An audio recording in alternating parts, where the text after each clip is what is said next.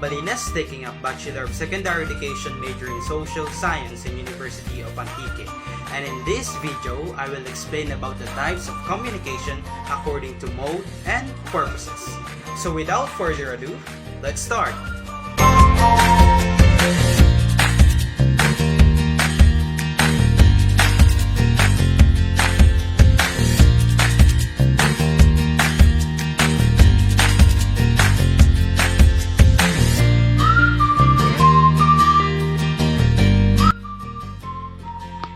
Students use the interpersonal mode of communication when speaking to others.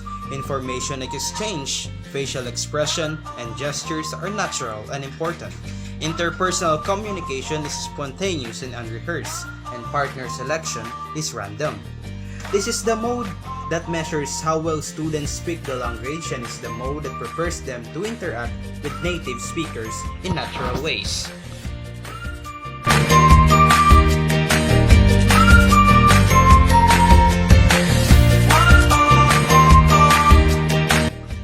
Interpersonal is two-way communication with active negotiation of meaning among individuals. It is spontaneous, wherein participants observe and monitor another to see how their meaning and intentions are being communicated and make adjustments and clarifications accordingly. Example of this is your conversation with your friend. You are exchanging an idea, opinion, or thoughts. It is an interactive because after he or she says something to you, you will also reply to his or her opinion. Interpersonal involves speaking, listening, reading, and writing.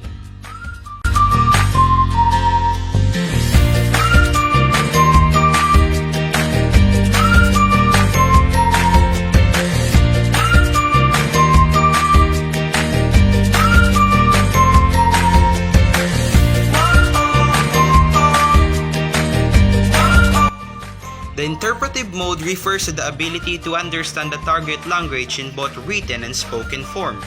The students may not understand every word, but are expected to understand the main ideas and keywords. This is one-way communication, so students must be able to understand the spoken or written text on their own.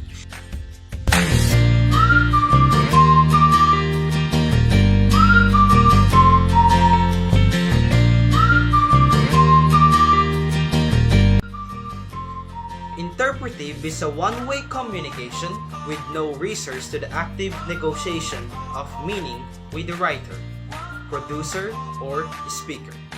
Interpretation differs from comprehension and translation in that it implies the ability to read, to listen, or view between the lines. Example of this when you are listening a music, watching a movie, and reading a books. You, as a reader, listener, or viewer, interprets what the author, speaker, or producer wants to deliver. Interpretive involves reading, listening, and viewing.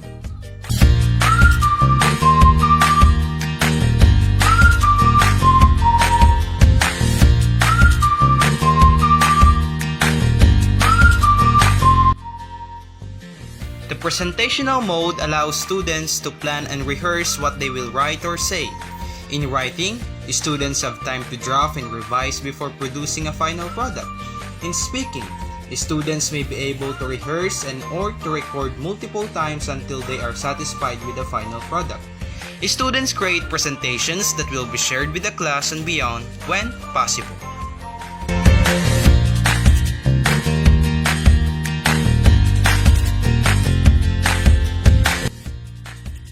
The last mode of communication is presentational. Presentational is also a one-way communication because it is intended only for the audiences. In this mode, you are just only presenting an information and there is no interaction or exchange of information. No direct opportunity for the active negotiation of meaning exists. One of the examples of this is when we are presenting using PowerPoint presentation. What I am doing now is also an example because I'm giving you an information about the types of communication according to modes and purposes. Presentational involves writing, speaking, and listening.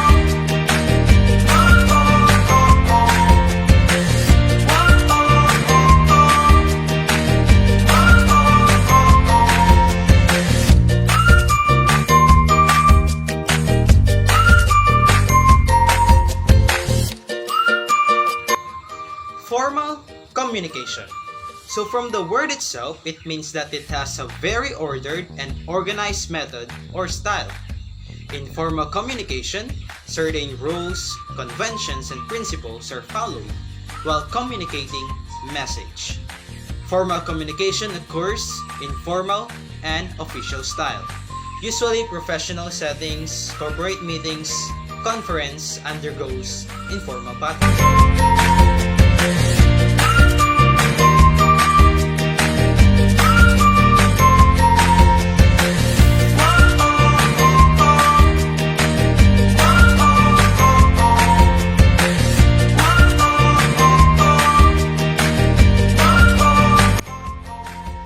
Downward communication.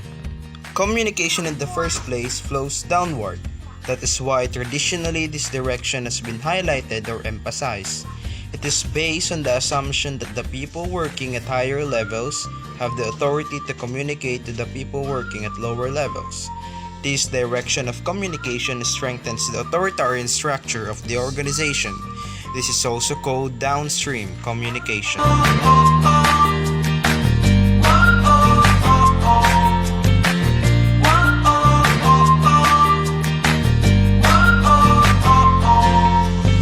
Upward communication. The function of upward communication is to send information, suggestions, complaints, and grievances of the lower level workers to the managers above. It is therefore more participative in nature.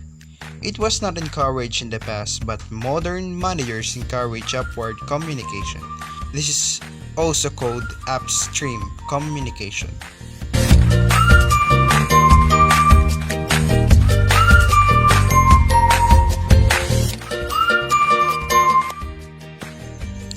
Lateral or horizontal communication. This type of communication can be seen taking place between persons operating at the same level or working under the same executive. Functional managers operating at the same level in different departments through their communication present a good example of lateral communication. The main use of this dimension of communication is to maintain coordination and review activities assigned to various subordinates.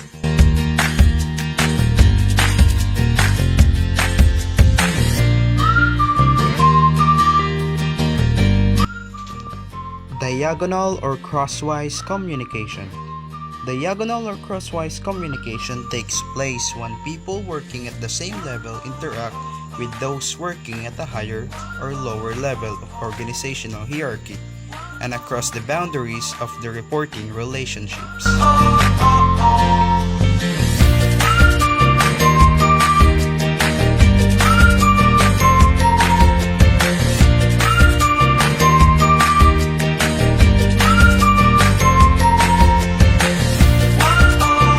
Informal communication. This communication is more relational than formal communication. It is not backed by any predetermined channels and can happen anywhere within the organization. The primary goal of this messaging is to preserve an established relationship between colleagues and superiors and subordinates. Since it is not defined by any channels, messaging moves a lot faster, but it is without any paper trail or official documentation.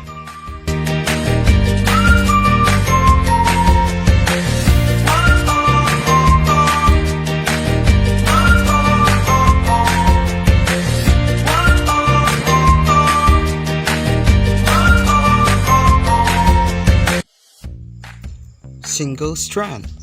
One person communicates with one person and then they go and communicate with another one person. Communication is traveling from one person to another one person.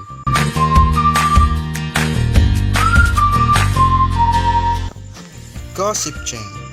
Group conversation where everyone is talking to each other informally.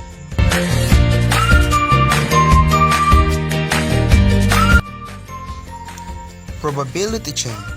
Each individual randomly tells another individual the same message.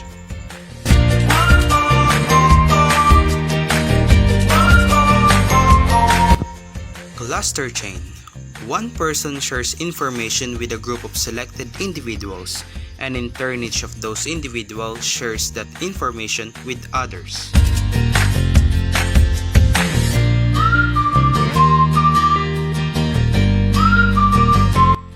So, that's all for today. I hope that you learned something new in my report. I would like to thank Mrs. Justilia Tagle, our subject teacher, for giving this opportunity to share to you the assigned tasks to me. And, of course, to all of you guys for watching my presentation report. God bless.